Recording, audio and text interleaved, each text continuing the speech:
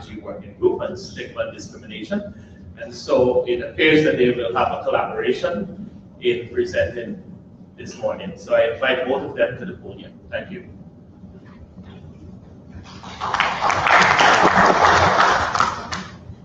Good morning.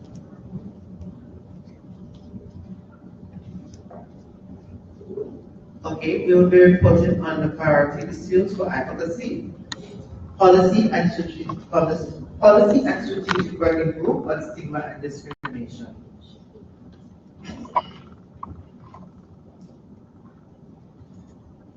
The policy and stigma working group.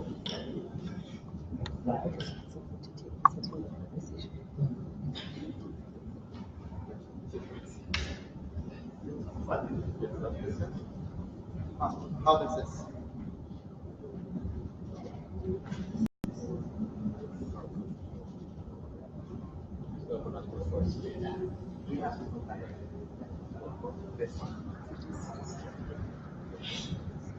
The policy and stigma working group.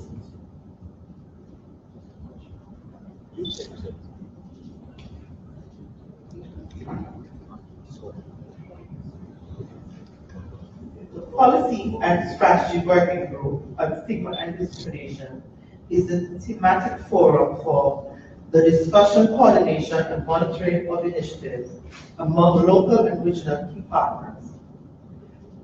The provision of advice and recommendations on HIV-related human rights action in the Caribbean, and advice on discrimination indicators and data collection.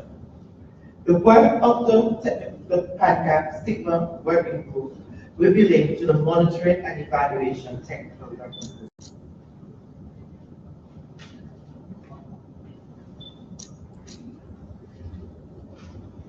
The PSWG functions as an external HIV specialized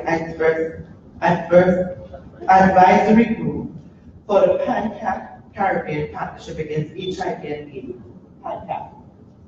The group falls under the mandate of PANCAP and serves as a thematic forum and technical advisory group for PANCAP and national HIV programs to advance human rights and support the elimination of stigma and discrimination in the Caribbean.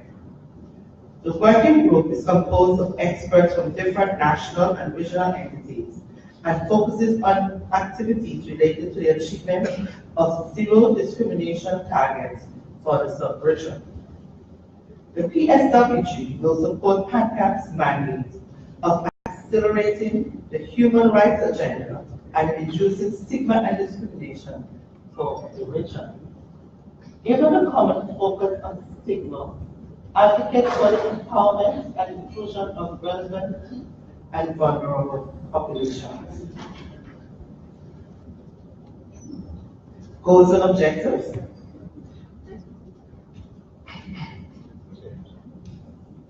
The overall goal of the PSWG is to achieve human rights in the context, is to advance human rights in the context of HIV and to support the elimination of stigma and discrimination in the Caribbean. The objectives, the policy and strategy working group will work towards the following objectives in support of the CRSF strategic objective. 1.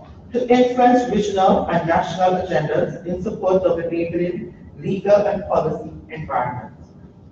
To promote increased access to sustainable health, legal, social, and related services to key and vulnerable populations, including the community of persons living with HIV in the Caribbean. To support national HIV responses with initiatives towards achieving zero discrimination targets and reporting progress towards the achievement of the health and HIV-related sustainable development goals.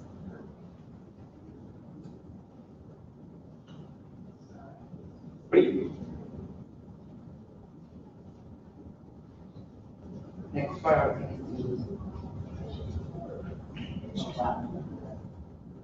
is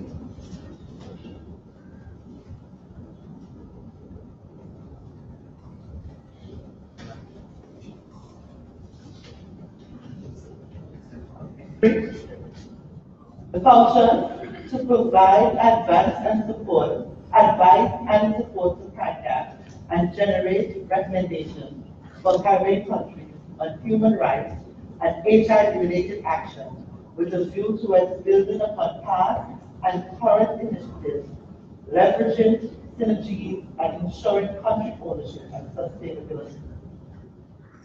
To analyze results and make recommendations to CANCAP regarding documentation, monitoring, and analysis of the progress towards achieving the zero discrimination target in the Caribbean region. To coordinate among partners the provision of technical support and organization of key activities related to human rights and HIV to address identified needs, improving synergies, and efficient use of available resources.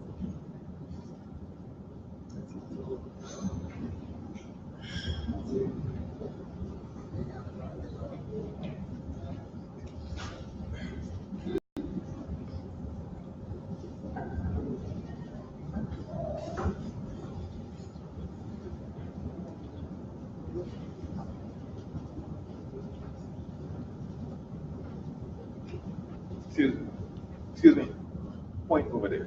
Actually, the laptop is there. Oh, that's much better. Thank you. Good morning. All right. I will be taking us to the finish line of this presentation. As issues mature, proposals for presentation to the PANCAP Executive Board and Council for Human and Social Development, COSOD, should be submitted to the Priority Areas Coordinating Committee to determine which policy recommendation issues could be brought to the attention of Executive Board, COSOD, and other governance structures or mechanisms.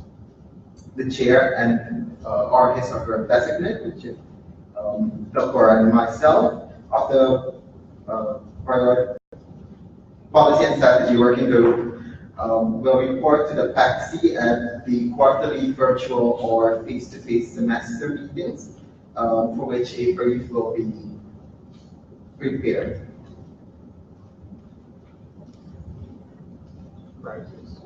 Priority issues for advocacy.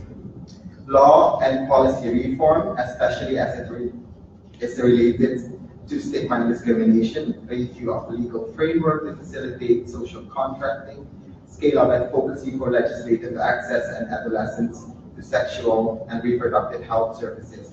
There still is a dissonance between the age of consent and the age for independent access to sexual and reproductive health services. Funding, especially for CSOs, advocating for increased investment in HIV at the national level, especially for addressing gaps when donor funds were expended. Mainstreaming of HIV funding, silos and virtual investments must stop. Integration could also bring some challenges. And finally, transgender health rights in the Caribbean. There's a need for trans inclusive procedures and processes.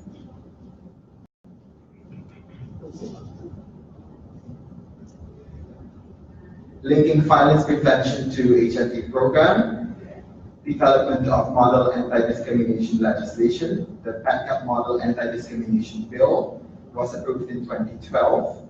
It has not received a lot of support from member states. The bill will be discussed at the parliamentarians meeting, which was held in Jamaica. Many of you may have attended that. PANCAP could follow up with member states to determine current status of the bill in each member state, so the effort will continue. Standardization of data collection tools and instruments, international development partner engagement with CSOs, and CSO must be reminded of their roles as it relates to hold their governments accountable of their respective commitments. PANCAP's website can be used as a repository and to support information sharing. National programs should largely be informed of the work that's being done by CSOs. With that, ladies and gentlemen, thank you. Thank you.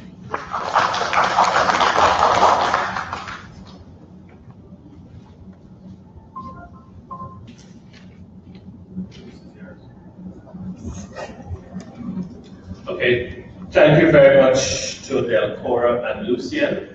And we will move now into the next presentation, which is a review of the priority issues of the CVC Queen Civil Society plans for advocacy, political engagement, as well as advocacy tools. And this is going to be done by Ms. Sanya Sutherland from CVC.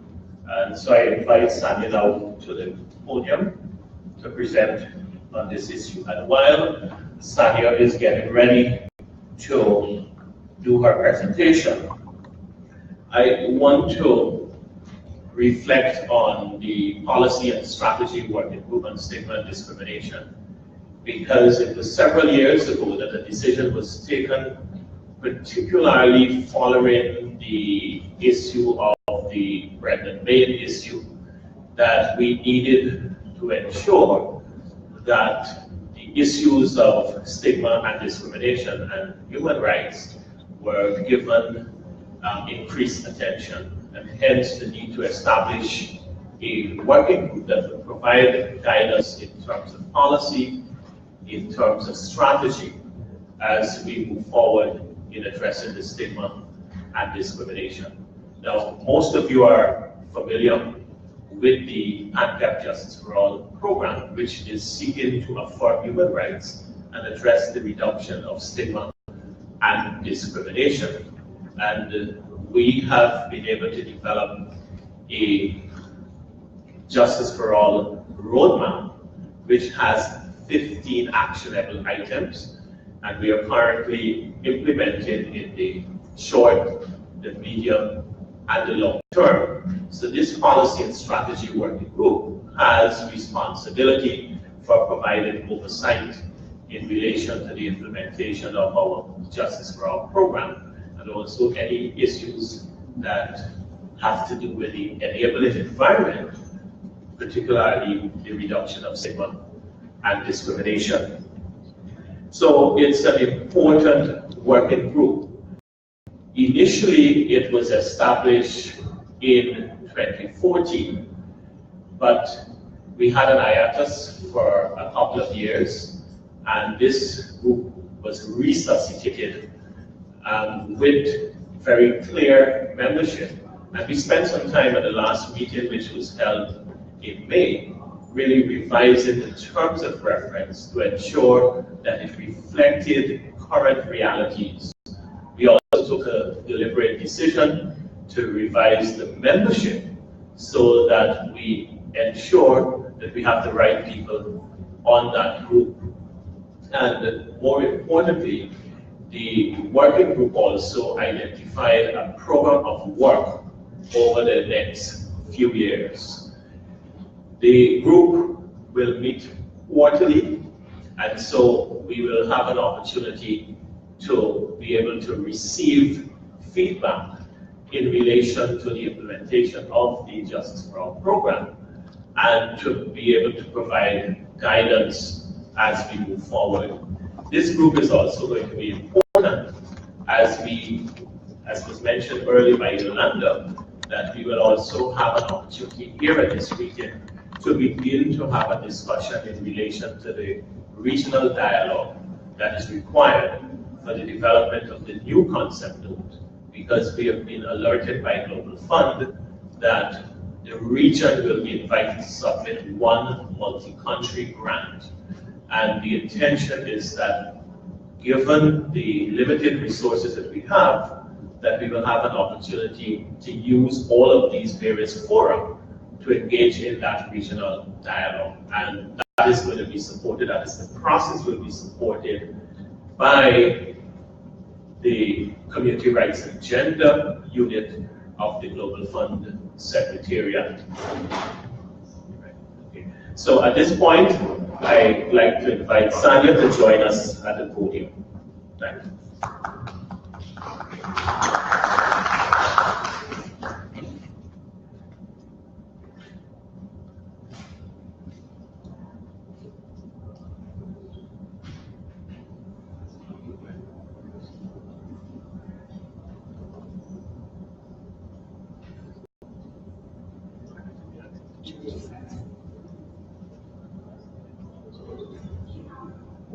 Morning.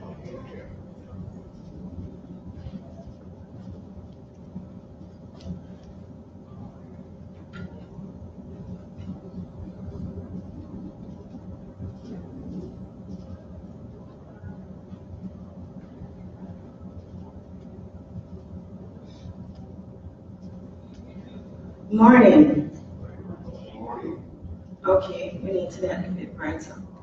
Morning. Morning. Okay, that sounds better. I'm Sandra Solomon. I'm the program coordinator at CEC, Caribbean Vulnerable Communities Coalition.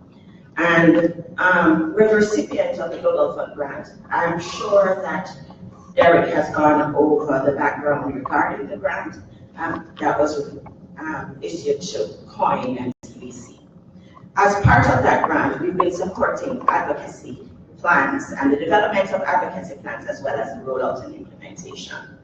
And the countries that we're working with are 8 countries, Belize, Ghana, Trinidad, Suriname, Cuba, Haiti, Dominican Republic. Have I forgotten any? Is that 8? I think that's about it. Haiti, I said Haiti, yes. And the methodology that we used is that we went in country, and in country we got the CSOs into a meeting, and in that meeting we helped them to work through their advocacy issues and develop their advocacy plans from scratch.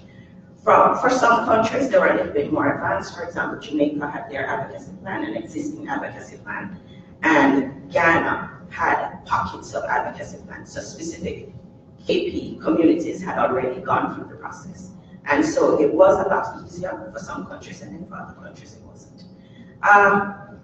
We have, on the 1st of November of this year, we had a regional meeting. We hosted a regional meeting in Jamaica. And as part of that regional meeting, those same countries were invited to come together and to garner some kind of consensus around the priority issues for high-level leadership. And these are the high-level political issues that we are presenting today. So, the issues and gaps that we have been seeing. So we all know that there has been limited legal and judicial reform in most countries. Some countries have been more progressive, and other countries we have reached, I don't want to say nowhere, but there has been limited progress. That's a very good euphemism. And as we continue to implement our prevention, treatment, and care programs and work towards 1990, we realize that we can't move ahead without some level of legal and policy reform. And we have to be completely honest about it. We can provide treatment and care, but if people don't feel unable to come to the system, they're not going to come, so we're not going to get our last 90. So how do we go about doing that? We have to be a little bit more proactive, and we have been proactive to date. However, no holds barred, I think, at this point. And where are we? So, increased access to justice and human rights is a recurring theme. It's been a recurring theme for the last decade, and it continues. We are, under this program, we have been supporting justice and human rights through our legal literacy, community paralegals, as well as human rights violations database. Our priority issue under this area is support the justice reform program in creating and developing justice reformation, including restorative justice, with a focus on legislative reform which affects HIV and key populations. And again, increased access to justice and human rights and gender justice issues, which have been a recurring theme for most countries, including GBV and IPV.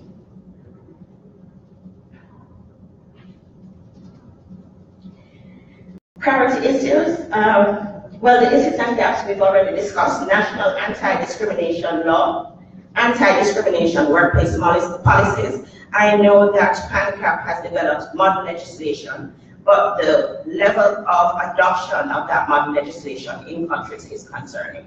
And so what can we do at the country level? Of course, as CSOs, we will advocate, but at the parliamentary level, we have to underscore the importance of them moving towards this model legislation. So decriminalization and human rights for sex workers.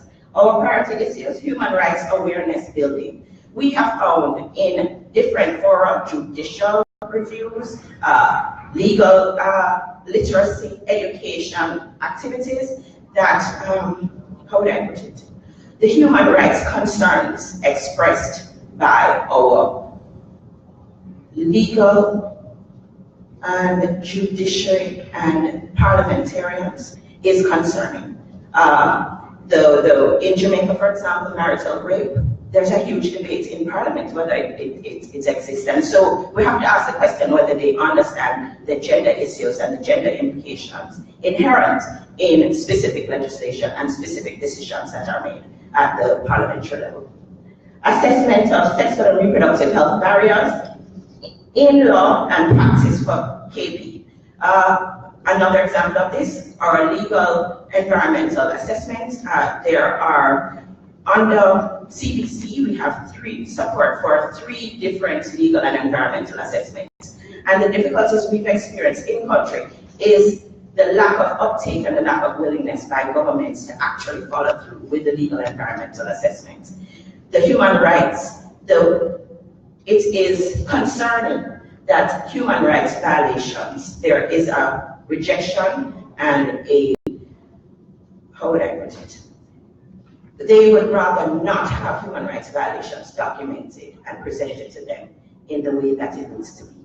And so we have not been having as much success as we would have hoped with the uptake of the legal environmental assessments, even though we all agree it's essential. In some countries, they've said they have them, but they're unable to produce them. And in other countries, they've said it's just not necessary, despite the fact that we know that we have human rights barriers to access to services. Understanding the needs of sex workers on a legal human rights framework and refugees and migrants. We've heard a number of issues. I know PANCAP is making a move towards a migrants policy, but in many countries, and their HIV response is based on their migrant population and not based on general population.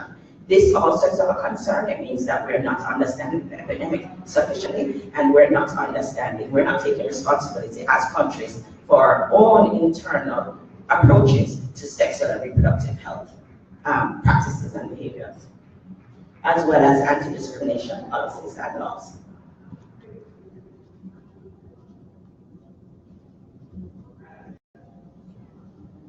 Limited progress of non-discriminatory access to care for KPL-HIV and sexually active adolescents and youth. Again, another recurring theme. I think that what you're going to hear throughout this presentation is that most of these things are stuff that you've already heard and stuff that we've already been working towards. But what are we going to do differently? And I'm hoping that's a call to action that you're going to take up today and tomorrow, as well as pool procurement of ARVs. The priority issues, enforcement of policies prohibiting discriminatory access to healthcare services. Now, many countries already speak to the fact that they offer non-discriminatory services, that all are welcome to come. The fact that the service is available is very different from whether the service is accessible. And that is the dichotomy that our parliamentarians need to understand. Yes, it's there, but how is it being provided and what is going to encourage an individual to come to service within your health center? Age of consent, harmonized policy regionally. We know that we have been discussing that ad nauseum. And for Jamaica, it's a critical issue, but for a number of countries, it's also an issue, because what has been happening is that the variance in the Age of Majority Act and the age of consent has led countries to try to increase the age of consent. Sexually active, ignoring the biological factors when adolescents become sexually active, and that 16 is an acceptable age for decision making, according to the Gillies principle. Undertake, conduct regional quality of care studies. Now, quality of care is very critical to our response to 1990. And quality of care is What we have been seeing is the stigma index, and the stigma index speaks specifically to RP and HIV. We also have many ad hoc reports about stigma being meted out to individuals. What we need is definitely a quality of care study that's being done regionally. There are a number of different instruments and tools that are used in the country, but the standardization of that across the board, so you're comparing apples and apples, is critical to the response. As we move towards 1990, quality of care we cannot underscore how critical it is in our response. And if we don't understand what's happening in each of the different countries within the same context, we are not going to achieve same. And if you look at the last bullet, which is highlighted, the engagement of TNT government regarding the HIV response, we have to support our national AIDS committees and our ministers of health in order to ensure that they can roll out comprehensive programs. We know that there are some barriers in the country. They've been spoken about at the high-level meetings. And as a group, what are we doing to work towards and to support those countries to ensure that we make some inroads? And those inroads are how we're going to move towards our 1990 goals. As well as our support for the regional tracking systems for treatment and care.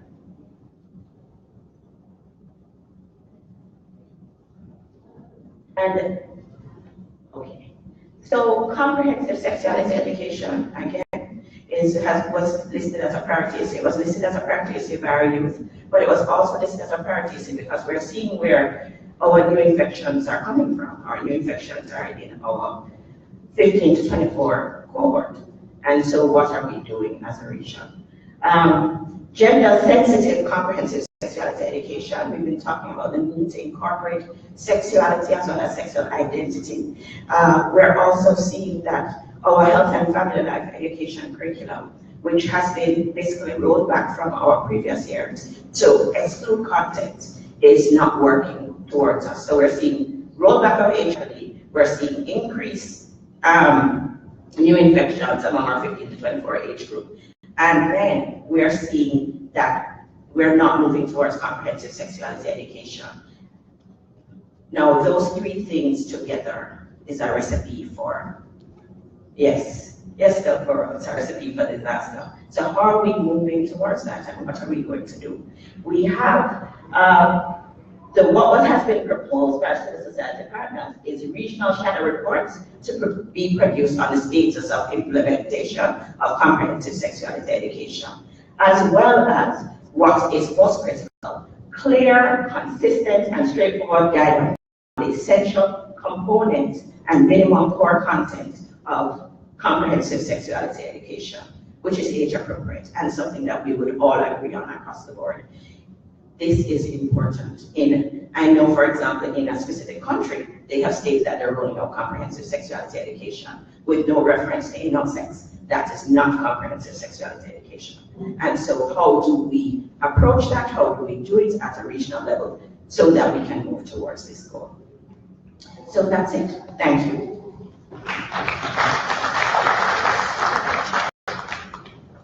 Okay, thank you very much, Sanya. And again, thanks to both Del Cora and our Vice Chair, Lucia. We will open up for a few questions before we go to the carousel. And so if there are any burning questions or any need for clarification, please, there are microphones on your table.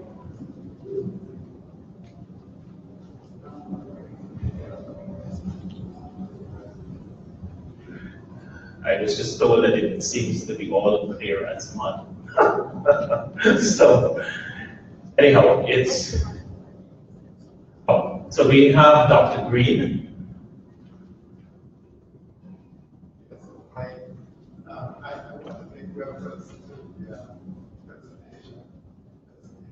I think this is the last section of the presentation. When yes, and to the last section of the presentation, where we were having difficulty, as you indicated, with the implementation or rollback of the HFNA curriculum, and in fact the exclusion of certain critical elements of the comprehensive sexual education. Now, I want to know if an attempt has been made at country level, and which country, to include a kind of comprehensive, I would say, comprehensive committee, facilitating committee. I give you an example, Trinidad and Tobago. I when we visited them a year ago, and they were able to make progress on the issue of comprehensive sexual education by including having a committee that includes representatives of faith leadership, of youth, of people living with AIDS, and of marginalized communities, meaning key populations. And in so doing, they were able to make some progress. I'm not sure if that has happened, if it has been sustained, and if that is a kind of model that you would suggest to break the back of the barriers that you refer to. Thank you, Dr. Green. Actually, it is a government-led initiative, and as such, the government usually establishes multi-sectoral committees that are handpicked to carry out the function and decide what is comprehensive sexuality education.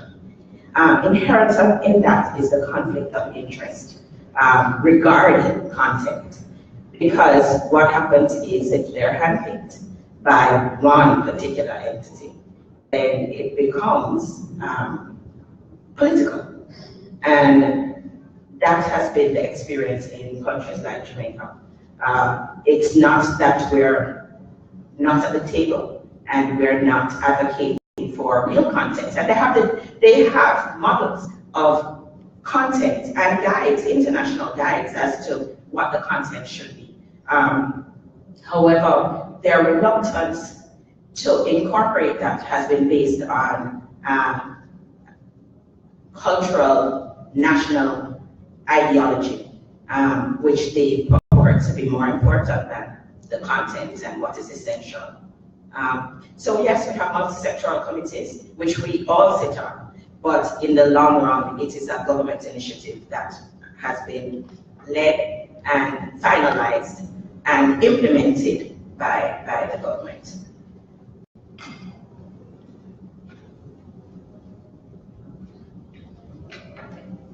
So we have Valerie and then Roger. Yes, thank you. I see again, the issue of things like full procurement for ARVs is highlighted. And I really want to stress that ARVs only come into play after lab testing is done. And a lot of the labs and the lab services in this region are in crisis because of lack of supplies, the costs are increasing, the technology, yes, there's wonderful technology available, but the cost of it is one of the major issues, and of course the quality issues. So I really want to flag the issue of the labs, because we could buy ARVs and put everybody on ARVs, and there's a nice quote from an article I read that says, giving people ARVs is like running with scissors. You could run with scissors and it's fine until you fall, and then what? So, this is the problem, that it all seems fine, but if we don't have the lab testing, so I really want to flag that. It's not just procurement of ARVs, but it's also the lab services that underpin giving people and deciding who should get ARVs in the first place, and then monitoring them and monitoring. That's what I flag. Thanks, Valerie, for underscoring that, and that is something that we have identified as part of the discussions at the carousel as well as the groups, because we also know that given the kind of advocacy as well as pool procurement that we have already engaged in, particularly in the OECS, the prices for ARVs are going down. But when compared to lab, that those prices are going up and up and up. And so it's critical that as we have that discussion around pool procurement, that we also need to include lab, and so that's something that will be discussed. And of course, you will have an opportunity to do that. Is that you want to add to it? So there was one more priority issue, it was a cross-cutting priority issue, and that is social contracting. As civil society entities, we realize that in the field, we are the closest to the client, and so we can play a critical role in engaging the client and retaining the client in treatment, and ensuring that they're accessing services comprehensively, as well as holding their hands to their access to justice and human rights, and the issues that they experience with human rights. So as part of that, we also believe that formulating a clear policy on social contracting at the regional level should be included by PADCAP in their deliberations with the respective governments. This policy on social contracting with an appropriate legal framework, as well as mechanisms for legislative amendments and mechanisms for monitoring, would be critical in NGOs taking their rightful place in the response. In some countries, we are more able, and in other countries, we're not as recognized as we should be. Thank you. Okay, and the last will be Roger. Thank you. Roger. Thank you, Gary. Thank you, Sanya, for the presentation, as well as Cora and Mission. Sanya, as it relates to some of the issues that you raised, CSC, etc., has there been any country that can be identified as making progress that would be able, as an example, to lead the way?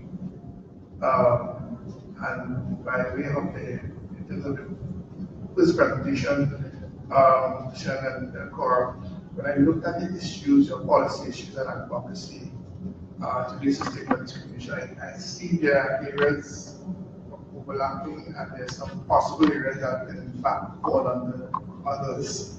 I'm not too sure if this is something that you have noticed in your review.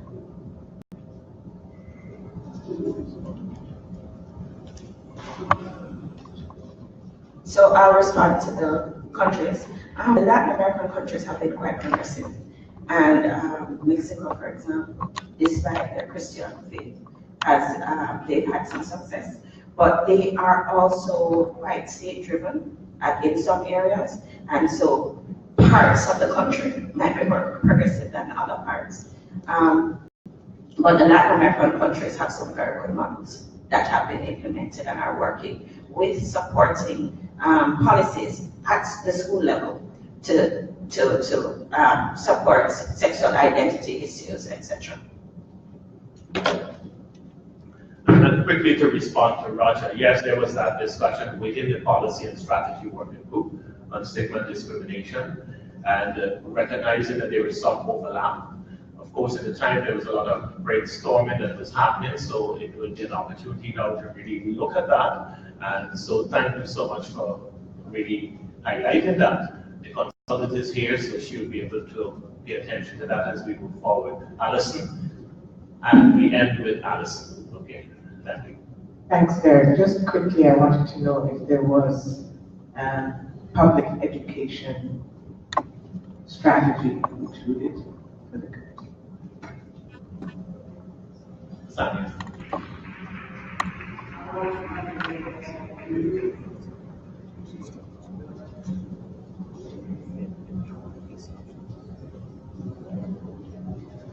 There are public education strategies for certain things, for treatment literacy, legal literacy, for access to justice. Some are more effective than others. Is there any particular area that you would like to discuss as it relates to communication strategies, or are you just talking about overall?